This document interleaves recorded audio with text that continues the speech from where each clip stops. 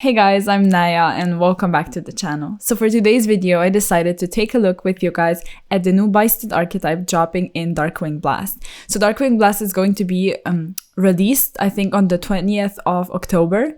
So in a couple of weeks. So we still have a couple weeks of the, old new format post-ban list, but then that set is what is really going to bring some changes to this format, I think, because we receive tier limit support, sprite support, as well as support for other archetypes. But the Bystial cards, which are a completely new thing, not a support to anything, just a completely new archetype from Darkwing Blast, I think are going to make a big difference because their effects are very, very much applicable into the current meta right now, and you will soon see why. But before we get into it, I just quickly want to shout out my patrons: Dudley Reiner, Crimson, Consular, 10, Nude Banner, Jonah Rodriguez, Ariel Kersey, and Roik Air. I'm very much grateful for your guys' support, and if any of you want to support me on Patreon, you can always find the link in the description below. So, getting into it, basically, the Bystial cards are all dragons, which also brings me to the point where they're a good addition to the Dragon Link deck. We all know that Chaos Ruler got banned, which is a huge hit to Dragon Link in particular. So, with the dragons losing it, although even if tier limits didn't become a thing, at some point it would probably get banned because it was a huge addition to the Dragon Link deck by itself, granting so much advantage. And with Chaos Ruler now gone, we need to start taking a look at what could be good additions to the Dragon Link deck overall. So this archetype in particular, I think is going to be great. But focusing on the actual archetype, like I said, they are all dragons and they are level 6, they're dark, and I think that they have, all of them have the same stats except for the special summon ones, because we have 6 of them, although only 5 will be dropping in Darkwing Blast because one was actually announced as a new support. So we're gonna talk about it at the end of the video. But as for those, they have the same stats and they are dark level 6 dragon monsters, and then 2 of them are special summon monsters and they don't have the same stats. They're not dark, they're actually light, but we're gonna talk about them a bit later. So getting into the normal summonable ones, basically all of them have the same effects. And essentially what they do is that they can either target a light or a dark monster in either graveyard, banish it, and special summon themselves from the hand.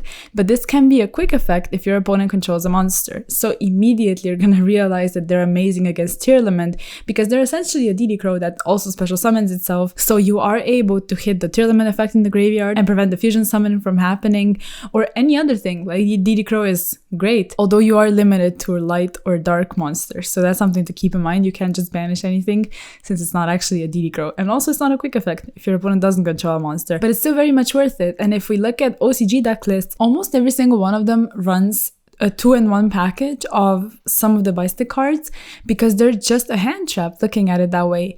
And since one of them can search the other one, they're basically a small package that is being played. And I do think it's going to be the case in the TCG as well. So they're amazing against tier limit. And overall, since your opponent doesn't need to control a monster for you to activate it, they only need to control it for it to be a quick effect, you can use it as an extender during your turn, and that's why I think it's going to be a great addition to the Dragon Link deck in particular. So looking at them one by one, first we have Bystial Jewett Worm, and it says that if this card is sent from the field to the graveyard, you can target one opponent's special summon monster and send it to the graveyard, which in my opinion is a really, really nice effect, and this is actually one of those that gets run in the small package. And then the other one which gets run in this package is Magnamut. So basically what this card does is, if this card is special summoned, you can activate this effect and add a dragon monster from your grave or deck to your hand during the end phase of this turn, except itself. So you would special summon it similarly to something like Mirror Jade. You activate it but resolve it later. So during the end phase, you add any dragon, which is kind of insane, you know? Just looking at it, you can search any dragon, and that's why this is a package, because you can special summon it. Of course, after you use the DD Crow effect, and then when special summon, you search the other one and you have like another body or just disruption, however you want to look at it, or both actually. And then the other one also has like the effect to send a special summon monster. So again, it's a form of removal. And just looking at this one overall, like it's amazing support for Dragon Link. It's just, I keep mentioning it, but it's really, really nice, and they can use any help they can get at this point, honestly. So yeah, moving on to the next one. So the next one, Saronir, says that if this card is sent to the graveyard, you can send one Bystial monster or one branded spell trap to the graveyard from your deck.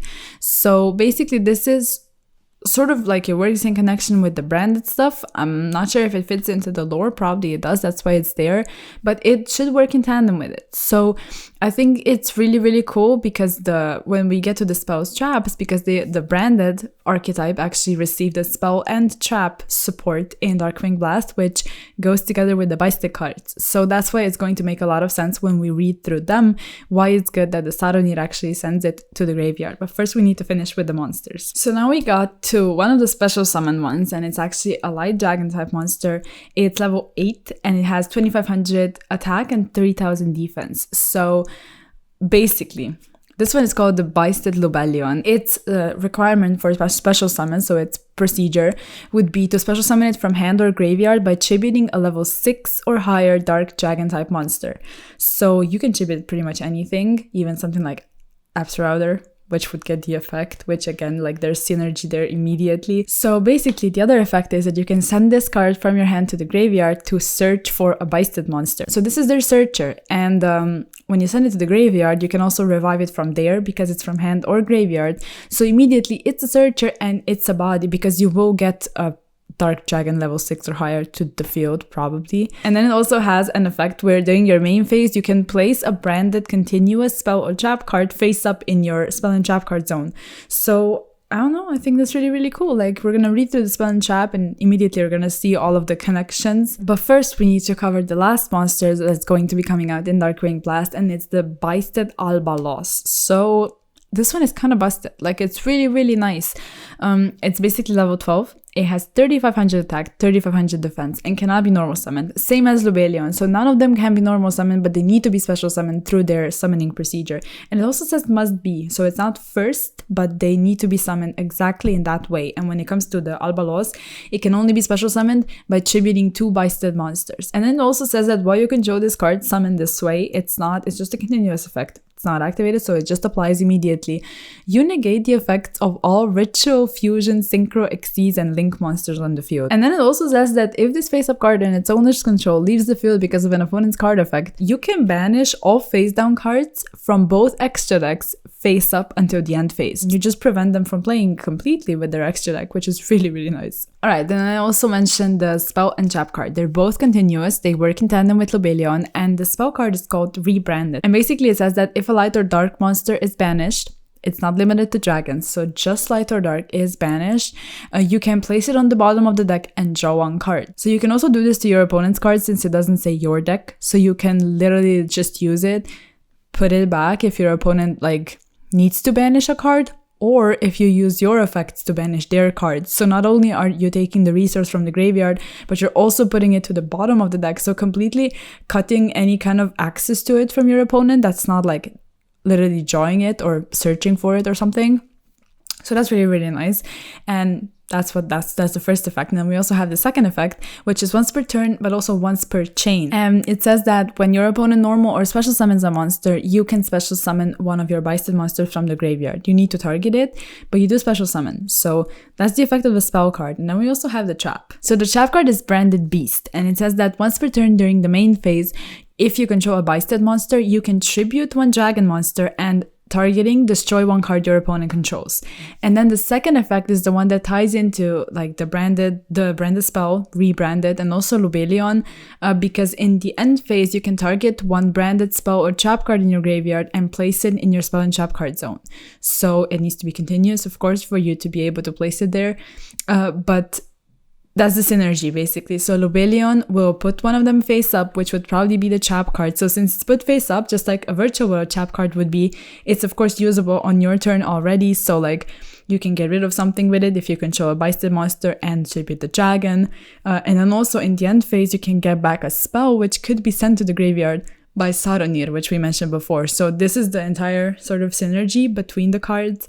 But then we also have the support. So I need to mention this last card. So for the next core set, Photon Hypernova, the Bystial Baldrake, which we're going to be discussing, was announced. And this card is also a DD Crow, so the first effect is the same. But then it says that if your opponent special summons a Ritual Fusion, Synchro, Exceeds, and or Link monster, or monsters, you can tribute 1 other light or dark monster and banish it. So it's targeting also, because if they summon multiple monsters, you need to target which one of them you're going to be banishing. But it's a really nice form of removal, and I think it's a good addition to the deck. Alright, and then to really round this video off, I also wanted to mention Vola the Doom Originator Vaso Dragon. I didn't memorize the name. It seems kind of complicated. Hopefully I didn't butcher it.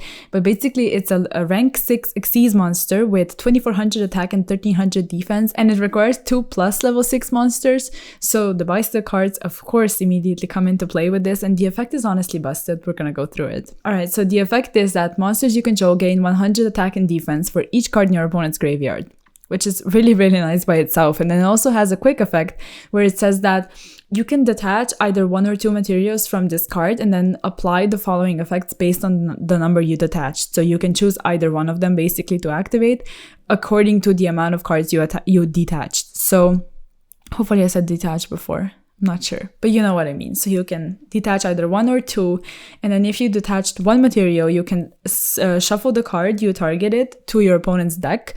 So again, if they activate the tier limit effect, you just chain it, you shuffle it back. And then for the second effect, if it's a monster, you can special summon it to your field, and you can choose either face up attack, face up defense, or face down defense. But if it's not a monster, you can set it to your field. So since you target any card, you can just take away a spell or trap, which would aid you. It could be literally anything. It's like setting a card with Toad. Like if you're gonna use it, it's really nice. Or if you just take a resource away from your opponent, it's also useful. So yeah, it reminds me of Toad a lot actually. But basically, I wanted to mention it since, like I said, it's rank 6. It obviously works together with the cards. I think the effect is really, really nice. And yeah, like this entire archetype is looking amazing. Just by judging by the OCG, like I mentioned, they are playing the small package, which I think is busted in a tier limit meta. And overall, as a DD Crow with like 2500 attack basically for free, I don't know, it's kind of stupid. But yeah, I wanted to mention this archetype.